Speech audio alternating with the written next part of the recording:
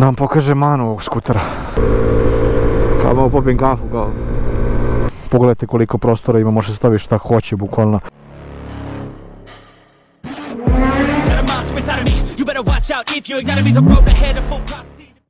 Kada sam preprošle godine predstavio Vogue SR4 Max, to je bio jedini skuter iz Longines grupacije. Nakon toga izašli su nekoliko modela, a pored njih je i ovaj srednje kategorije Vogue SR3.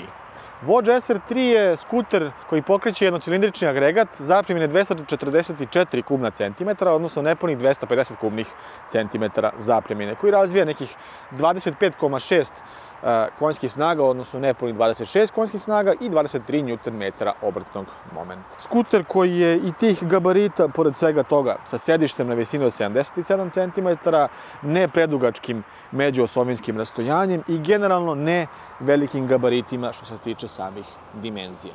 Skuter teži 165 kg bez tečnosti, a zapremina rezervoara je 14 litara. Ako uzmemo u obzir da je ovo jedan ekonomičan skuter, potrošnje je negde oko 4 i ispod litara, znači 3,5 do 4 litre, imat ćemo preko 300 km autonomije, pa i više naravno. Kada pričamo o bilo kom skuteru, moramo pomenuti njegovu opremu, ono što je možda i najbitnije na bilo kom skuteru. Kao što rekao, ovo je skuter koji nije nekih velikih gabarita, do dužine je svega 210 cm. Krenut ćemo od točkova, 14-inčni točak napred, dimenzije gume 120, odnosno širine gume 120, i 13-inčni točak je iza dimenzije gume 140. Disk kočnica napred koju zaustavlja jedna dvoklipna kočiona čeljust na kojoj nažalost ne možemo vidjeti kojeg je proizvođač. Klasične viljuške, odnosno klasično vešanje, i to je ono što ćemo oko prednjeg kraja pomenuti. Naravno, idemo na gornji deo. Kamerica je nešto što je došlo kao novina u svaki Vogue motocikl. Tako da u toku vožnje možete snimati vožnju ili zabeležiti neke vaše trenutke, fotografije i tako dalje, gde god da se nalazite veoma lako uz pomoć Vogue aplikacije. Komplet LED osvetljenje i podesivi vizir. Može biti u dve pozicije visine, donjoj i gornjoj. Sada koliko je to moguće u toku vožnje, evo vidite, ovo je sada niža pozicija. Dakle, u višoj poziciji mi je vetar udarao u predeo čeornog dela glave. Na autoputu će se to značajno povećati. To može naravno da se redukuje sa onim dodatkom gore na vrhu samog vizira, ali ja ovde komentarišem nešto što je fabrički i nešto što je u ovom trenutku meni dato kao fabričko. Kada dođemo na prednji deo gledajući sa upravljača, odnosno gledajući iz pravca upravljača, imamo jedan 7-inčni Color TFT ekran koji ima sve one informacije osnovne koje su potrebne u toku vožnje. Isti se nalazi i na Vogue 525 DSX. Mana po mom mišljenju, kao i na 525 DSX-u, je refleksija ovog ovde ekrana. Mislim da pri jakom suncu se jako slabo vidi. Klasične komande kao i na njihovim drugim modelima. Isto takođe mogućnost konekcije sa telefonom preko Bluetootha, što se može i vidjeti ovde. Mali neki prolasci kroz neke sitne stavke, menija i tako dalje, podešavanje, jedinica mere. Imamo da prikaz da Classic i Sport, evo stavit ćemo sada sportski prikaz da bude. Idemo na back. Resetovanje putne kilometraže, podešavanje vremena, Bluetootha, senzora, da li pokazuje u ovoj PSI-u ili u baru, i ulazak u neke osnovne informacije o vozilu. Ovo je kopija BMW-ovog interfejsa pokazivanja osnovnih informacija, punjenja baterije, koliko vam je pun rezervoar, na koliko crta, odnosno na 3 od 5, 14 litara zapremljenog rezervoara, znači negde 300 km dometa, 3,8 litara gradske vožnje na ukupnih 1273 km pređenih, što je po mom mišljenju odlično. Sportski interfejs, mnogo lepši po mom mišljenju, mnogo onako atraktivniji, moderniji. Zaista deluju kvalitetno određene ove komande ovde, odnosno prekidači. Ne deluju nešto jeftino. Možda jedan deo koji je, eto, meni bode oči lično, to je ovaj centralni deo konzole ili tekstura na ovim plastikama. Kada ih pokuckate, ne deluju baš onako da su sada pre-kvalitetne, u smislu nekako osjećam tu prazninu između tih plastika, i to je možda stvar koja mi se i ne sviđa. Materijali koji su stavljeni ovdje dole ispod ne bi li zaštitili sve ovo. Mislim da je ova guma mogla da bude veće površine dole, ne bi li zaštitila ceo deo ovog gazišta lepše, možda neki aluminijum čak da su stavili, ali naravno sigurno bi to povećalo cenu ovog skutera. Bitno je navesti da imamo i grejače ručica ovdje kao standardnu opremu. Dve ladice koje se jako lagano otvaraju, ali zanimljiva stavka je da su na magnet. Sad kako će to vremenom sve se pokazati, to ćemo vidjeti. Dosta prostora unutra, kao što se može vidjeti, zaista onako lepo se zavuče ruka i može nešto da se iskoristi. Slot za SD karticu za kamericu i jedan USB tipa port i čak mesto u ladici za telefon, što je zaista lepo o čemu su razmišljali. Sedalni deo je razdvojen na dva dela ovom fizičkom barijerom, ovdje za vozača i suvozača. Onako, delo je finog ispuna, ne sad nešto preterano, ali koliko para, toliko muzike. Ne nešto preterano udobno i nema neku ogromnu površinu sedenja. Ja sam sada došao do kraja vozačevog dela sedišta i vidite koliki je ovaj mali deo ovdje koji je ostao. Ok, nije nedovoljno, ne mogu da kažem da je to nedovoljno, ne mogu kažem da je to nešto malo. Ono što je tu važno su dva položaja držanja nogu, jedan onako kao, da ga nazovemo sportski, sa nogama napred, po mom mišljenju nedovoljno. Ne dobijate neko pružanje noge u kolenima, toliko dovoljno da to bude relaksirano i da vam to bude onako da vam je ok za koleno. A s druge strane, ovaj drugi položaj gde su noge savijene u kolenima je standardni položaj sedenja na stolici ili kako god da nazovemo, standardni položaj sedenja na skuteru generalno. Nekako ste ni tu ni tamo, ali za vozača od 185-6 što se tiče nogu dovoljno prostora ovdje da ne udari u prednji deo, odnosno u prednji kraj skutera. Za suvozač imamo jedan namenjen deo odvojeni za njegove noge, odnosno gazište za suvozača.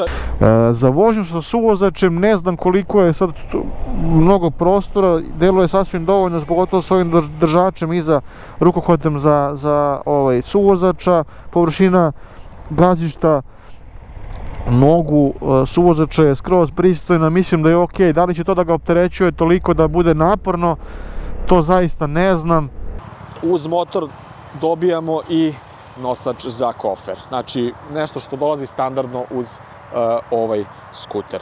Ajde sada ga provozamo da vidimo kakav je za grad, što je najbitnije, filtracija kroz saobraćaj, kolika mu je potrošnja, kako mu je ubrzanje i kako se ponaša generalno. Ovaj skuter spada u neku A2 kategoriju obzirom na svojih 250 kubika i 26 konjskih snaga. Jeste dobro? Niste pali? Ok. Težište gotovo kao kod svakog skutera i o tome se nešto ne može mnogo pričati. Naravno da je neuporedivo sa nekim osjećajem kao kada vozite neki T-Max ili X-Max ili ne znam Nexusa, što je i razumljivo jer ipak nije ni u toj klasi. Keyless paljenje je jedan deo koji je plus, jedan deo koji je minus. Smatram da je keyless koliko dobar toliko i loš, ali eto dobro, prate se tehnologije, prate se neke noviteti i koliko je to sve u toku. Prelazak preko rupa manje više udoban. Namjerno sada gađam sve rupe da vidimo kako se ponaša kada prelazi ove rupe. Onako, čuje se plastike, naravno, ništa što se ne čuje na nekom drugom skuteru. Može se reći više udoban nego neudoban. Jedina nelagoda mi je kada prelazim preko nekog visokog ležećeg i kada u tom trenutku strepim da li će donji deo agregata zakačiti taj ležeći. Jako korisna stvar, ova ovdje polugica za pravljenje ručne koju su implementirali. Zontic je imao takve polugice. To je stvar koja je 100 dinara u proizvodnji, a pravimo od zadnje kočnice parking kočnicu, što je super stvar jer sa skuterom nema stavljanja u brzinu pa da ga na nagibu ostavite tako prosto. Tu ste gde ste i meni je to uvijek bio trip jer gledao sam kako skuteri padaju na nagibima kada ih ljudi ostave na Ćopavoj. Veoma jeftina da se odradi, a implementirali su. Ima senzor, pritiska guma, ok, ali eto, nije loše da se ima naravno. Retrovizori koji su urađeni na opet BMW-ov neki dizajn, definitivno se stavlja akcenat saradnje vođa, odnosno loncina sa BMW-om u svakom mogućem delu gdje je to moguće, pa evo i u ovom, znači od interfejsa do svega toga stavljaju taj akcenat. Sve ovo ostalo delo je jako fino odrađeno i veoma najpohvalniji deo po mom mišljenju je masivan prtljažni prostor za dve kacige. Realno je to da može stane jedna full face kaciga tipa moje piste, AGV piste, i još jedna pored toga jet kaciga. Da vam pokažem manu ovog skutera. Sedište, zašto kažem da je mana, ne generalno, prtljag, pogledajte koliko prostora ima, može staviti šta hoće bukvalno. Ova se pregradica skida, imamo LED svetlo, to je sve plus, ali nemamo amortizer i ovo će vremenom sigurno da se pokvari, odnosno da pukne. To je neko moje mišljenje, tako je pucalo pre na skuterima, mislim da će i ovdje upravo zbog tog dela što nema amortizera, nema treće tačke stabilizacije, a veliko i masivno sedište je u pitanju. Krenut ću prvo od ubrzanja. Kao što možete vidjeti, na ubrzanju se skuter ponašao ovako.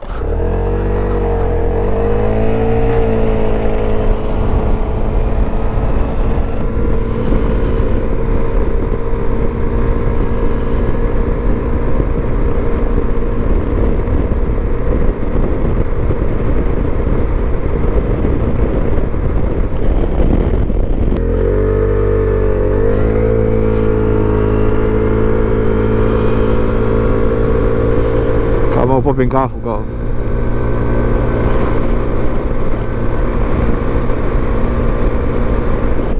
Kao i većina skutera, i ovaj skuter svoj neki maksimalni obrtni moment dostiže između 6 i 7 hiljada obrtaja u minutu. Da bi se to održavalo neko ubrzanje, morate ga držati na tim obrtajima od 5, 6, 7 hiljada, od 5 pa naviše, najveći deo od 6 do 7. Da li se time povećava potrošnja? Pa naravno da mora da se poveća potrošnja kad se vozi na visokim obrtajima. Bilo šta da se vozi, potrošnja mora biti veća, to je neminovno. Što se tiče dela ubrzanja, kao što rekoh malo pre, od 6 do 7 hiljada se osjeća najveći deo obrtnog momenta za 23 Nm, sasvim pristojno, sasvim dovoljno. Moglo je možda malo više se izvući iz ovog jednog cilindra, ali skroz ok. Ubrzanje će dobiti ocenu 3.5 od 5 jer nema tu dozu agresivnosti koja je potrebna, ali je sasvim pristojno. 25, nešto od gotovo 26 konjskih snaga, sasvim pristojno, sasvim dovoljno za osnovne gradske potrebe. Za 250 kubnih centimetara i jednocilindrični agregat sasvim dovoljno. Obzirom da je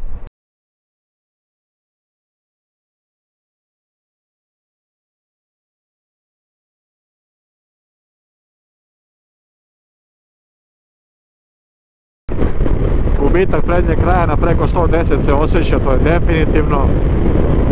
Mislim, jedina stvar koja na 120 mi je možda eto taj minus je što se ne osjećam pretjerano bezbedno kada ga toliko vozim. I vozi se na 7.500 obrtaja. Što se tiče same snage, dobio ocenu 5 od 5. Zašto to kažem? Zato što nemate osjećaj falinke u tom nekom smislu. Na uzbrdicama također dovoljno snage i maksimalna brzina koju razvija dovoljna je za korišćenje autoputa, odnosno kretanje autoputem. Tako da za snagu zaista mogu dati jednu visoku ocenu. Beži tamo, ajde. Bežite tamo, bre.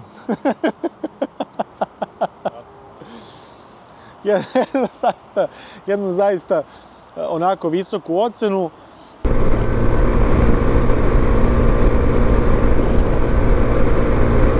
Ajmo kočenje. Radi ABS u fullu, veoma dugačak trag kočenja, ali to je to. Što se tiče kočenja na nekih 100 na sat, pristojno, nije sada wow, ultra, ali zadovoljavajuće. Moglo je biti naravno bolje, ali opet kažem zadovoljavajuće i vidjeli ste trag zaustavljanja sada na testu ubrzanja. Skroz pristojno ocena koju bih ja dao za kočenje 3.5 od 5. Kako će se pokazati ovaj skuter, pa baš kao i drugi kineski skuter ili motocikl i to sve to, ona stvar koju ne znamo, to je ona stvar koja je nepoznanica i nama i prodavcima i vama kao gledaocima i kupcima i tako dalje, kao i za bilo što drugo. Koje će biti mane, da li će ih biti, kakve će te mane biti i kog tipa, to ćemo vidjeti kada određeni primjerci prođu malo više kilometara. Kada budemo imali već nekih 10-ak primjeraka koji su prešli bar preko 30-40 km i onda možemo znati koliko je zaista dobar ovaj skuter i kako se pokazao. Kao i za Japance, kao i za bilo šta drugo. Sve u svemu jedan skuter koji se veoma lako vozi, koji će vam biti lagan za filtriranje kroz grad. Najveća prednost su mu upravo njegovo mesto za odlaganje prtljaga, odnosno veliki prtljažni prostor ispod sedišta i dve ladice koje posjeduje. To je neka najveća, po mom mišljenju, prednost i dodatna oprema koju ima od led svetala, grejača, ručica i slično. I naravno postoje tu neke mane, kao što sam već naveo, oko plastika, oko nosača sedišta i tako dalje. Sve u svemu, koliko para, toliko muzike za ovoliko novca, koliko košta skuter, mislim da je jako pristojna ponuda za jedan nov skuter. Šta i mislite o ovom modelu? Pišite dole u komentarima, mi se vidimo u nekom od sledećih testova, recenzija i videa. Kliknite na like, subscribe-ite se na moj kanal i ostavite obavezno komentar.